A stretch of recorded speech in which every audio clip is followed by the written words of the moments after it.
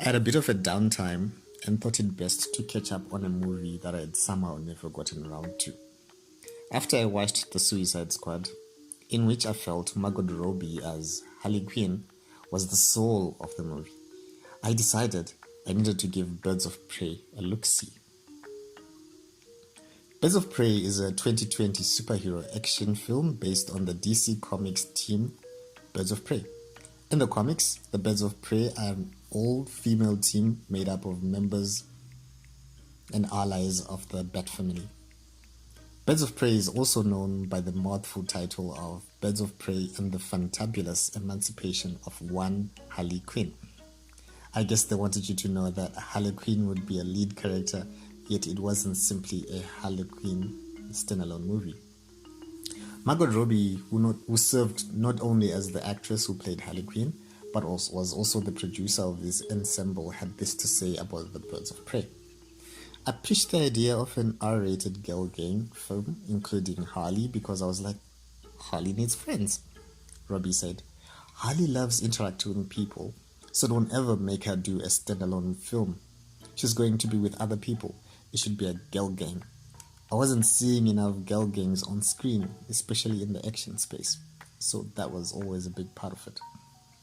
While Birds of Prey follows a key character from Suicide Squad and takes place after the first film, it is not a sequel, but a standalone spin-off adding a splash of glitter into Gotham and the DC universe.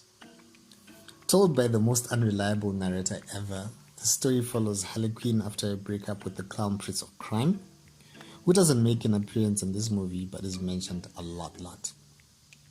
And she comes to terms with herself and where she belongs. And of course some backstory into the characters of the Birds of Prey. Black Canary, Huntress, Renee Montoya, Cassandra Cain, and the tangled thread they weave. The good.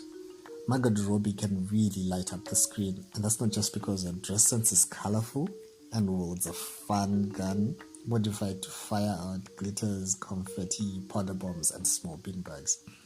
Her performance of Harley Quinn really brings to life the story of the psychiatrist who fell down the Joker's rabbit hole. While on the surface it might seem like a funny, quirky roller coaster ride about a dizzy psychopathic therapist, it's also about finding oneself. Who is Harley Quinn when she's no longer a girlfriend of the Joker? Do you know what a Harley Quinn is? A Harley Quinn's role is to serve. It's nothing without a monster. No one gives two shits who we are beyond that. It starts with a bang, then gets real slow. I mean, yeah, we know the other characters need to get a moment in the spotlight too, so we understand their story arcs and what drives them, but it kind of messes up the pacing. More so when you couple it with how Harley Quinn is one heck of an unreliable narrator that the plot flits from one point to another like a wonky game of connect the dots. The ugly. I don't know why they had to push hard for that R rating. Harley Quinn would have a mouth on her, spewing a whole lot of expletives and behaving a lot like a dizzy drug addict without a plan. Just plain luck. I mean, she's a smart cookie. Even says so to someone who calls her dumb, and she breaks his leg, then reminds him she got a PhD. The movie and its all-round badass female characters who can kick butt and don't apologize for themselves will be quite the role models to young if it were packaged with the young audience in mind. But well, it isn't a family movie. This is Gotham City.